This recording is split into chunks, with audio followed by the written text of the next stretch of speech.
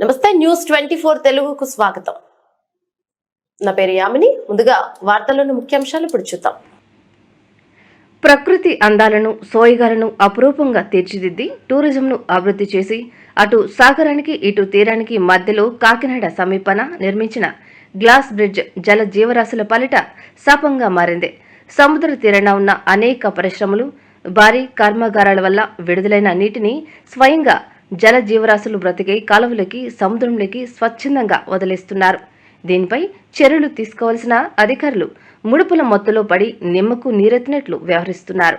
ఒకవైపు ప్రకృతి నాశనమవుతూ మరోవైపు జీవరాశి మనుగడకు దారితీస్తుంది. దీనిని పట్టించుకోవాల్సిన అధికారులు ఎటువంటి సహాయక చర్యలు తీసుకోకుండా వదిలేస్తున్నారు. అదేవిధంగా కొనసాగితే కొన్ని రోజులకు జల జీవరాశులతో పాటు మానవ మనుగడ కూడా ప్రశ్నార్థకంగా మారనుంది.